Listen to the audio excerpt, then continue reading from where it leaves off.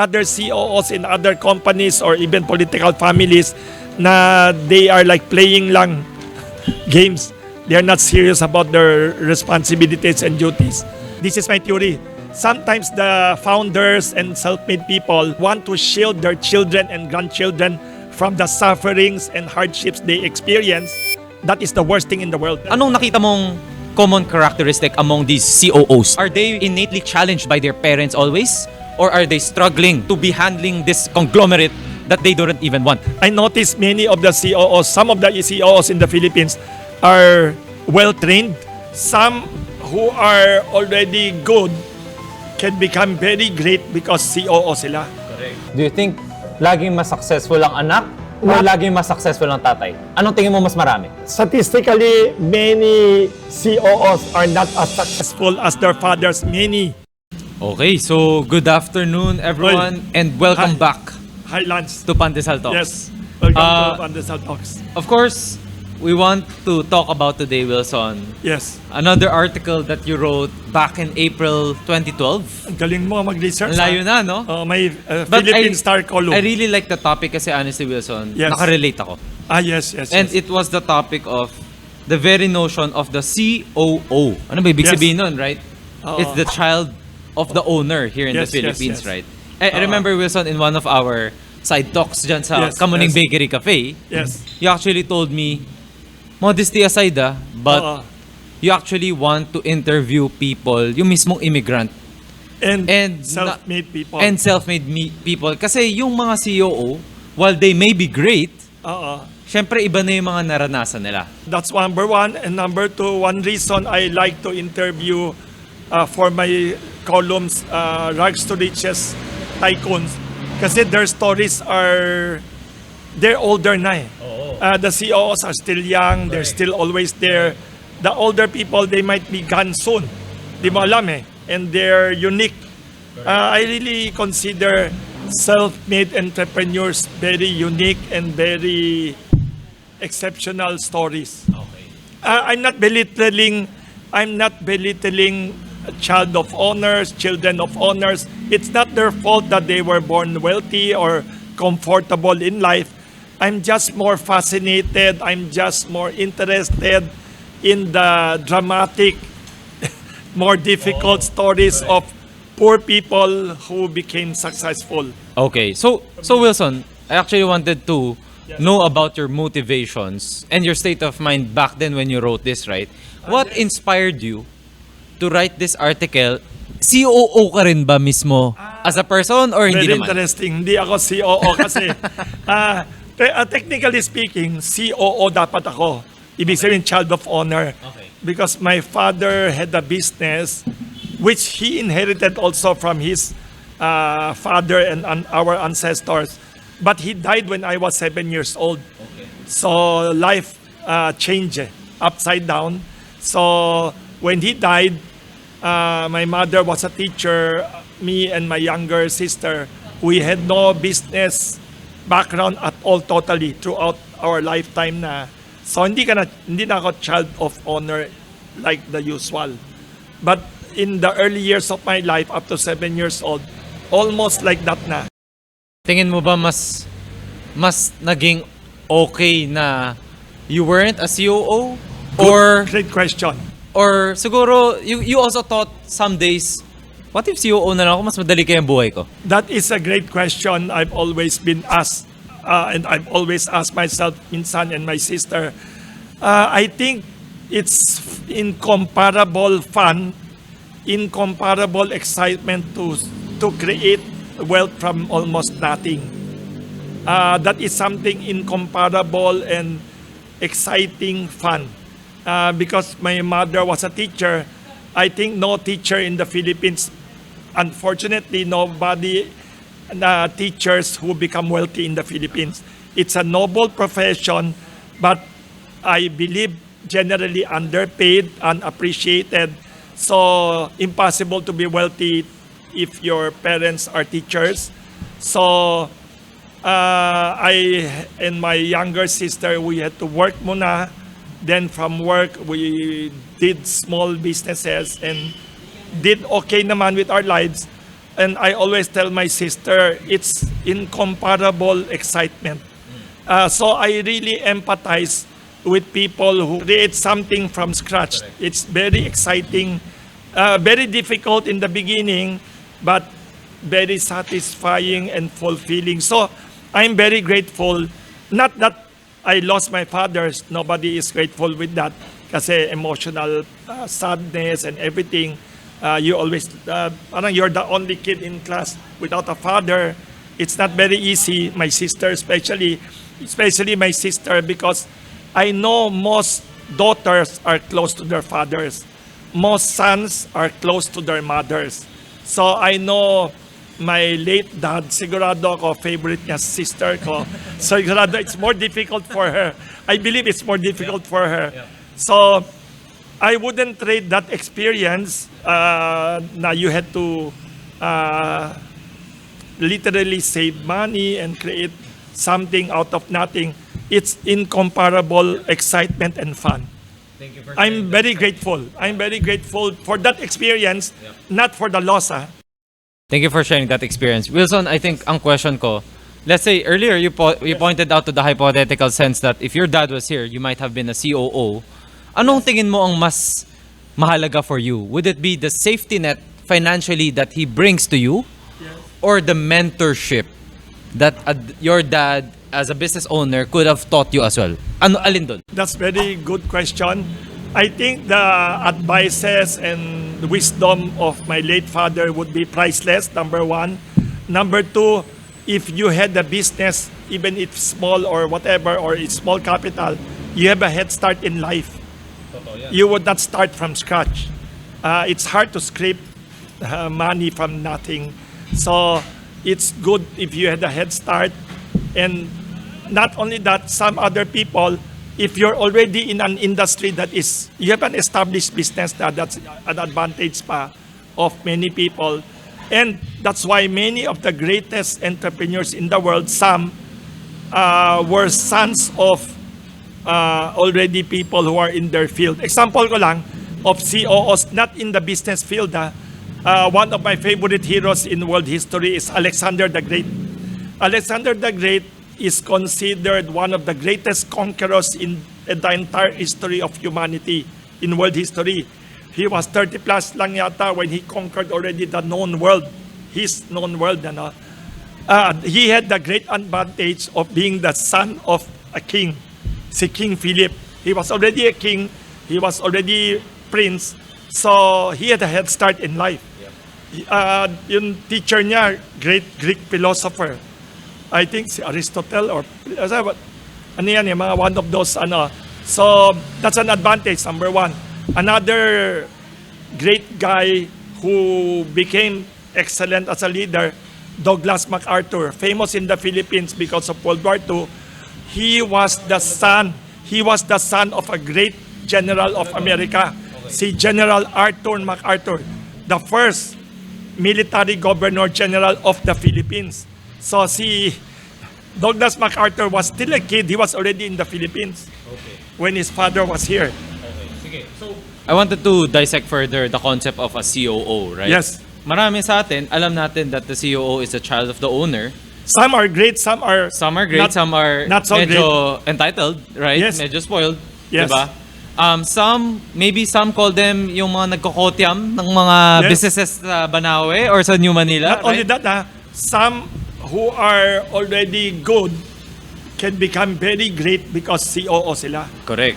George T. of Metrobank is a COO. Diba? Malaking platform diba? Malaking platform and jumpstart yon sa life mo. His father was a wealthy tycoon, but in fairness to George T., he was a COO with a disadvantage. Correct. He was given a small bank, which he grew to become a great bank. The late George T. Still a bank. Diba? Magaling siya. Still a bank. Pero may edge siya over other people. Hindi siya, you have to start from scratch. Correct. You were son of Tama. a tycoon, you have a bank already, you don't Okay. even... So for some, COO, Yes. actually, you could also see it in political dynasties right now, diba? With PBBM being one of the once na Oo. COO, right? Nonoy Aquino also. Nonoy Aquino, right? Sara Duterte, the Sara, coming COO. Sara Duterte. And yes. we see it from the local, legislations as well, like Luis and Vilma, di ba? Makikita Gloria natin. Macapagal Arroyo Of course, GMA, is right? one example of parang COO in the political sense who excelled. Correct.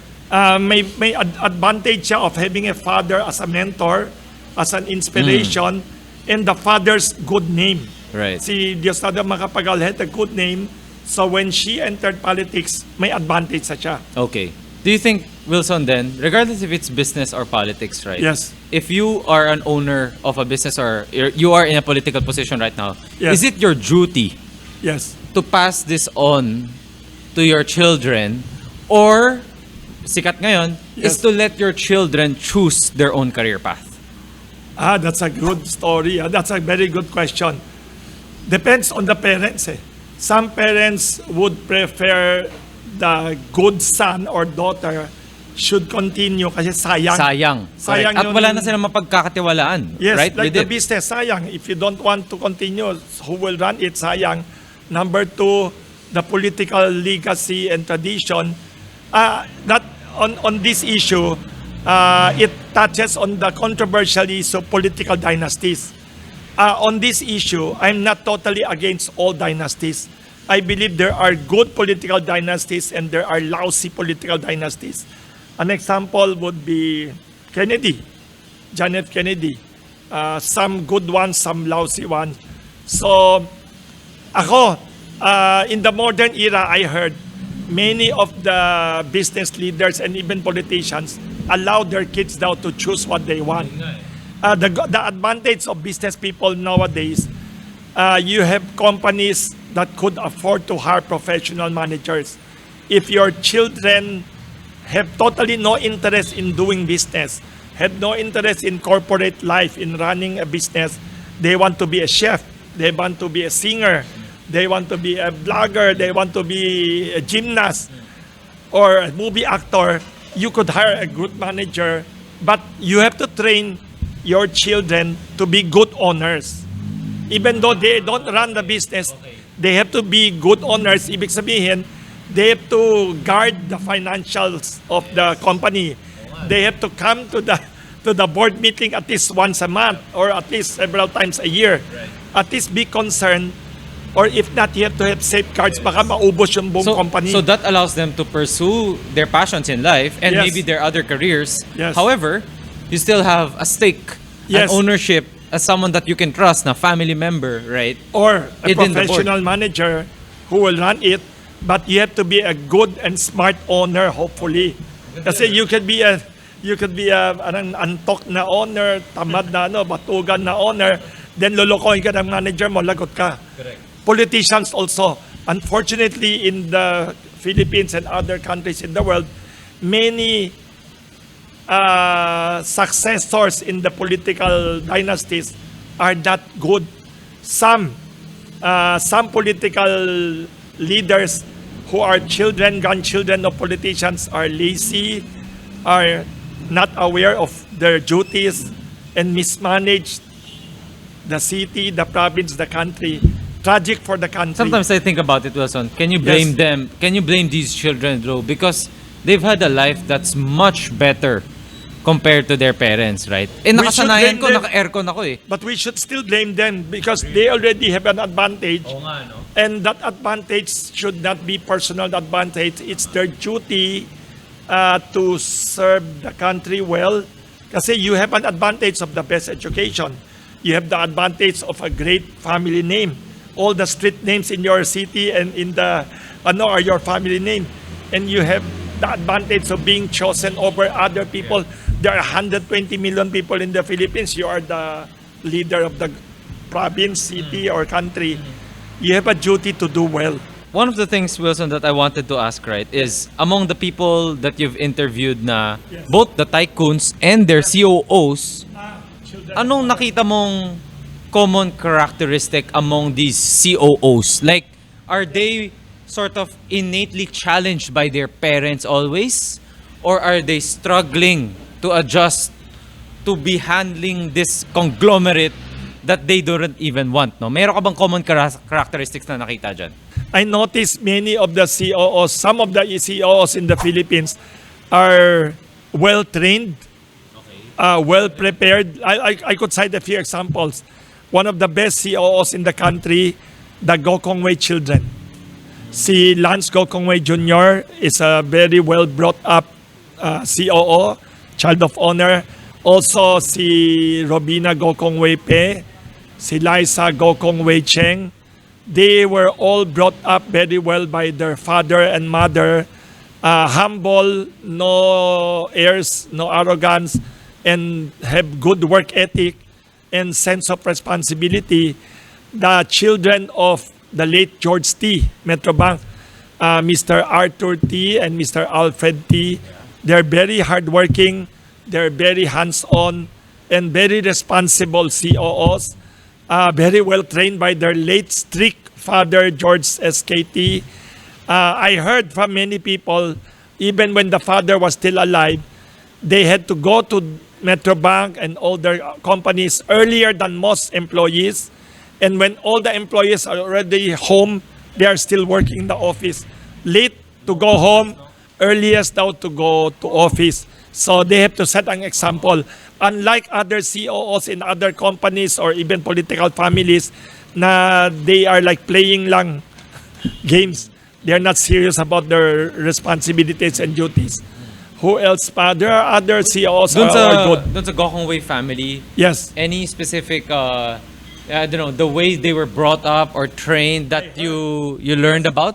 Kaya sila ganun? I heard that when they were kids, they were already assigned to do work, simple, humble work in the office. Another great family in raising COOs, the late Henry C. The late Henry C. raised Teresita C. Coson, Hans C., Henry C. Jr., Harley, Herbert, and all the others, Elizabeth C. Very well brought up, very well trained, very humble and workaholics. Even the Zobel kids, in fairness to them, si Jaime Augusto Zobel de Ayala and Fernando Zobel, the two brothers, they were brought up well by their parents.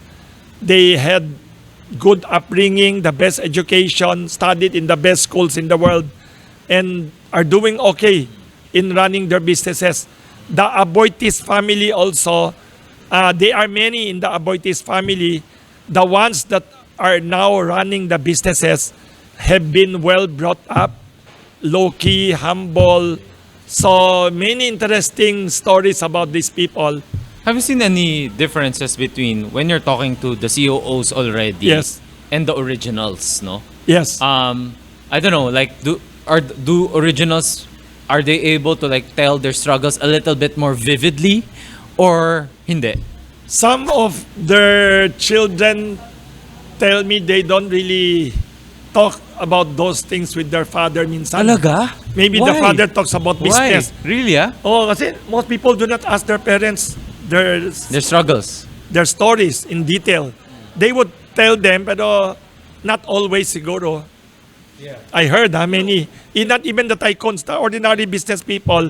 I know of ordinary business people who are successful, whose businesses came from their grandparents, who don't talk to their grandfathers and grandmother about their history. So they don't know. As a COO, I think that is one of the things that you have to learn, di ba? Ano yung pinanggalingan, Yes. ano yung history ng kumpanya mo, right? Another family that I admire before I forget, the Gotianon family. Si Mercedes Tan Gotianon and the husband si Andrew Gotianon, very good in training the next generation. Not only the second generation, not only si Josephine Gotianon Yap and the other children, Jonathan Gotianon and others, but even the third generation, the grandchildren. I remember Mrs. Gotianon telling me, si Mercedes Gotianon, she would go abroad or vacations with the grandchildren just to spend more time with them and tell them all kinds of detailed stories about their past and struggles, which is very good. Yeah, and I hope more and more people are chronicling, Yes. 'di ba? Yung struggles and stories ng mga rags to riches na to, 'di ba? Yes. I guess that's why you're here. Until this one, I di ba? hope. That's why you're here, 'di ba? I like to write as a hobby. Para so I like to ask stories. I like to hear stories, and I Correct. try to pass on by writing them. Correct. Actually, one of the things that you mentioned earlier, Wilson, is that a lot of these COOs are actually not asking their parents about the struggles and the stories, right? Not always. Oo. Actually, one of the topics and one of the points that Doc Queen Ali Chua, in one of our episodes with her also, actually talked about her suggestion to all family businesses. Second cousin ko yan. Oy, talaga? Yes.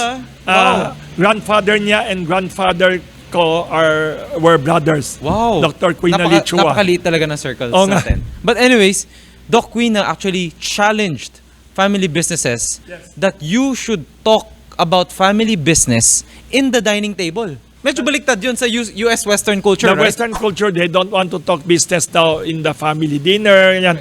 I think traditionally, in traditional Chinese business families all over Asia, we like to talk business at home, and it's good for the children.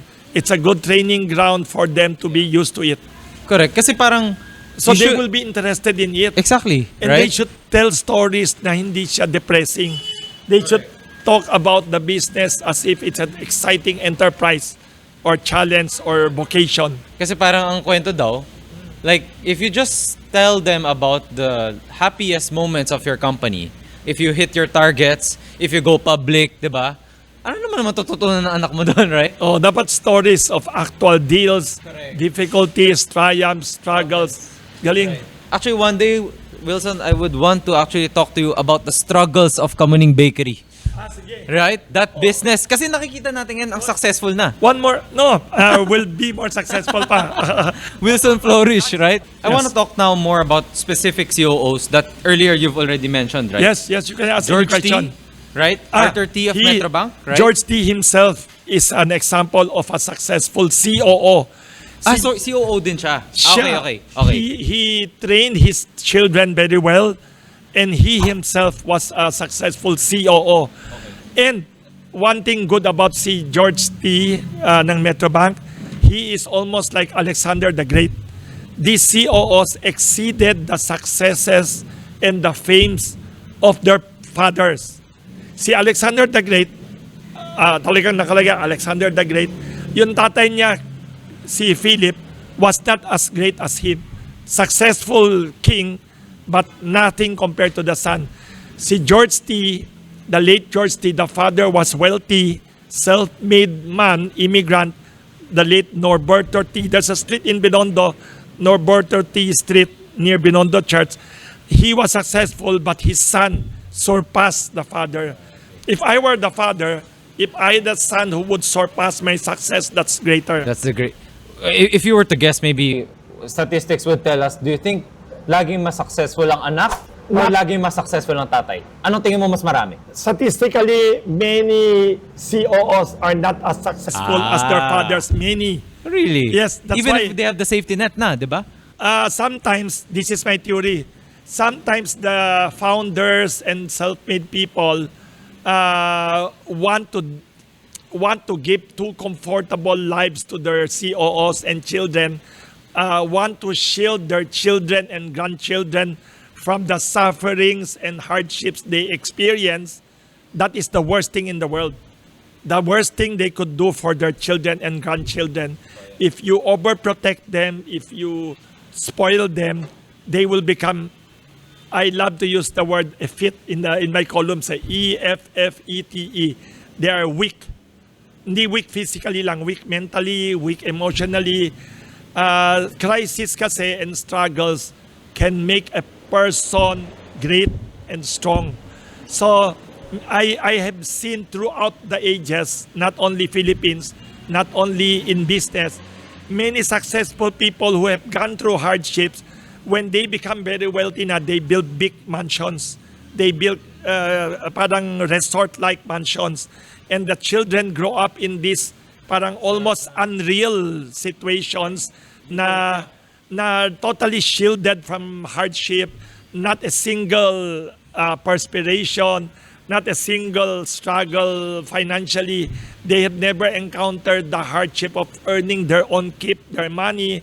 They don't know, some of them, not all, some of the COOs or heirs of wealthy people don't have the concept of money. It's always there. It has never been gone. There's no threat that it will be lost. Parang in their mind, some of them, you're already made for life. So sometimes it's a curse. Sometimes many of the children of kings and emperors throughout history of China, many of the sons of emperors had very unfortunate destinies. So not all COOs do well. But the few who are doing well, some of them exceed their fathers. Like si George T. ng Metrobank, he exceeded his own father, plus others na became better than their fathers or their grandfathers. Wilson, what's your take on the owners of these businesses? Marami sa kanila, they send their children to study abroad. I guess to have a better macro knowledge of economics and whatnot, right? What's your take on that? Do you think that's a good trend? Do you think maybe better to make them stay locally? I have a theory. I have a theory that sending kids abroad, especially in the West, is okay if already college level education. But sometimes some people in Asia, which I believe is a mistake, would send their kids abroad, grade school or high school. By the time they come back, they're no longer Asians. They're already, the values and their mindset is already too Western. They not only will not adjust to the Asian context, the Philippine situation, they might become unrealistic or not adaptable already. Many of them do not want to come home anymore. So I would recommend people who would want to send their kids abroad should send them after college or even during college years. Because the teen years, the childhood and teenage years are the time when you form their values, their characters. So it would be ideal if the parents or our teachers here in Asia form their values. That's my theory. And another idea that I have, in the past 20th century, many Asians dream of sending their kids for college education in the West, especially USA. But now the world is already turning almost upside down. The West is not in the best shape now. And the East, the Asian societies are rising. We should also think of sending our kids to China and to Asia. And I'll tell you an example. Mr. Endica Aboitizes of the Aboitizes Group, pure Spanish, born in the Philippines, married to a Spanish lady, wife niya, from Barcelona, Spain. So yung son nila, si Mr. Daniel Aboitizes, is pure Spanish by background, heritage. He sent this son to study in China Mandarin. And I remember asking Mr. Endica Aboitizes, why did you send your only son to study Mandarin in China? And I remember he was telling me at his home, in his home in Makati, he said, Wilson, in the 21st century, if people do not study Mandarin or the Chinese language, it's a big loss. Yeah, it's a very good way to think of planning for the future. Send your kids to study in China kahit na 1 year, half a year. It's not only the educational opportunity of culture, exposure, language. It's to open a new civilization and economic environment, opening the eyes of the young people to a new world that is different. Thank you. Thank you so much, Wilson. Yes. One of the things that I want to also dial down on, right? Yes. Is the D family, yes. right? Yes, yes. Let me just list down, Yes, yes. Fabian D, President of Metrobank. Yes. Cousin mo daw to.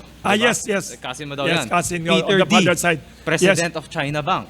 Yes, now director already. Grabe. Michelle D, Beauty Queen. Yes, parang cousin Diba? na rin yan. Butch D, CEO ng Del Monte. Right? Yes, Del Monte. So- and this condiments, yun, ano, Nutri Asia. Right, there you and go. all that. And So- si Queen Ali Chua.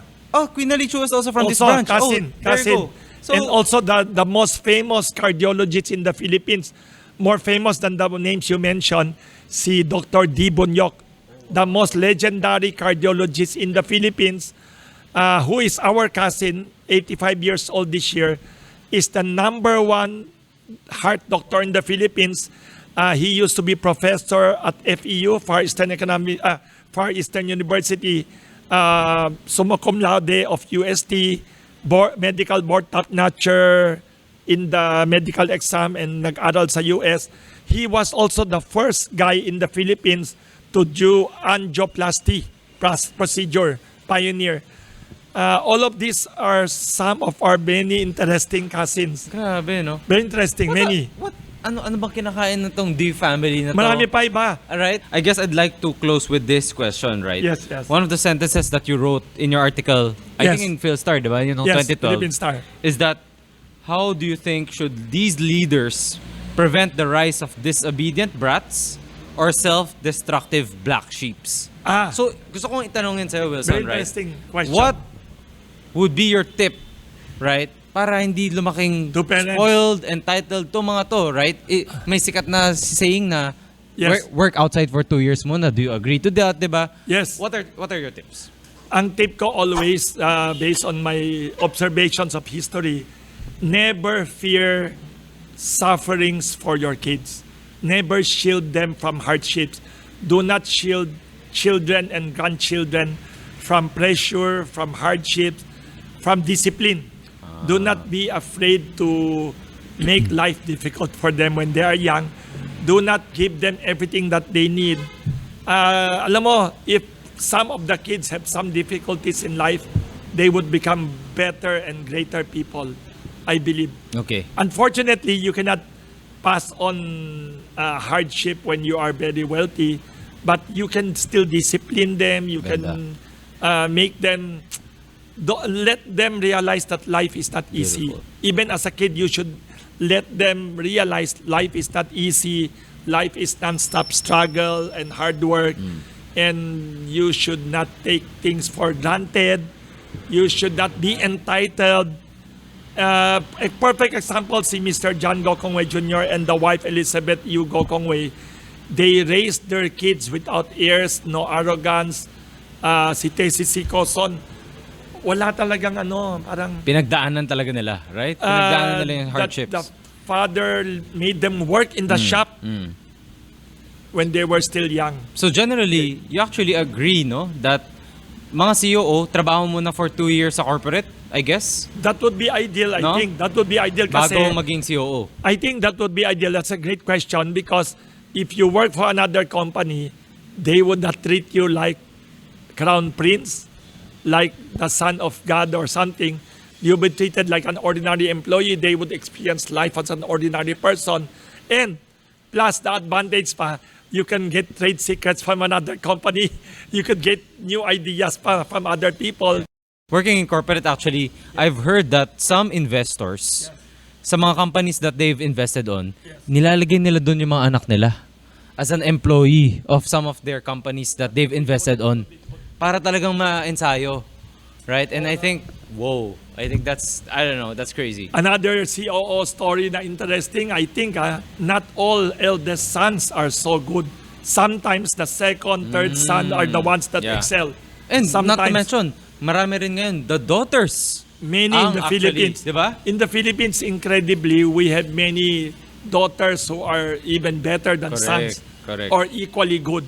Okay. So do not discriminate based on gender only.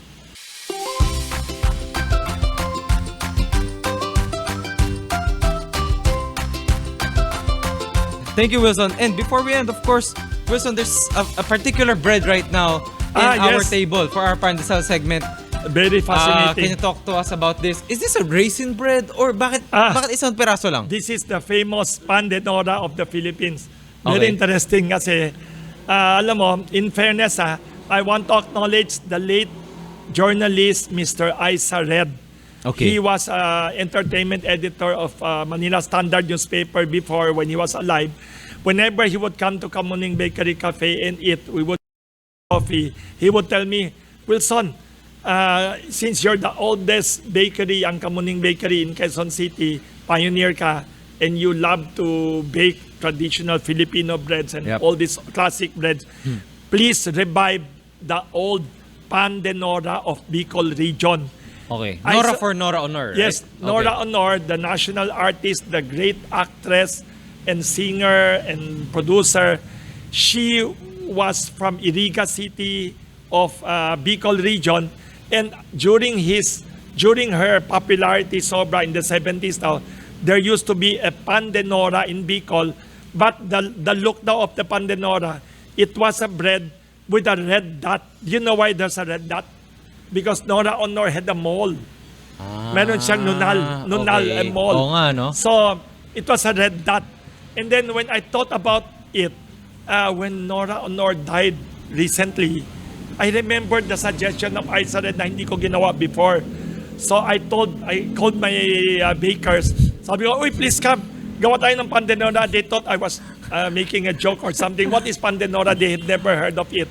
Sabi ko, pandenora, it will be a bread in honor, tribute to the national artist. Beautiful. Sabi ko, instead of a red dot that would make it look like a siopaw, di ba we have Pasas. raisin? Sabi ko, we have raisin loaf here.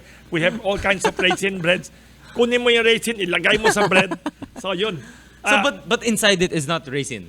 Good question. Then the baker asked me, Sir, what is the look and size may raisin of bread the na bread? tayo. Oo First nga. question niya, yes, there's going to be a raisin, pero what size and shape of the bread? At that time, I was rushing. I could not think of what good size. Sabi ko, gayahin mo na lang size of pan de coco. Whatever the size of okay. pan de coco, do it that Okay. way. Not too big, not too small. Gawin mo dalawa in one pack.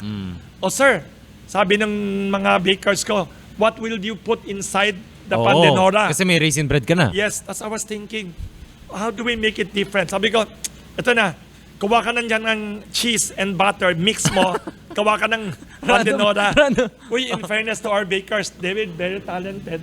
They were able to create ang ganda. pandenora.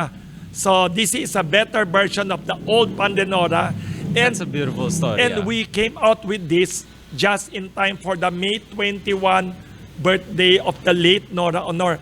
I will tell you some of the reasons why I admire Nora Honor. I was still a kid when she was very famous. I was not able to actually watch many of her movies. When she passed away na, there were many obituaries and eulogies Of course, in the written for articles. her, diba? Yes. I read all the stories. I'm amazed that Nora Honor was not only a multi-talented actress with the most number of acting awards, she was not only the most talented singer with the many, many awards. I was amazed. She was also a courageous social idealist. Idealist. Activist Okay. in arts. She was an idealist. She was courageous. Why do I say so? She had created and acted in not a few incredibly unique movies that were not normally popular. What do I mean normally popular? Most Hollywood and Filipino movies that are popular in the world, usually what movies?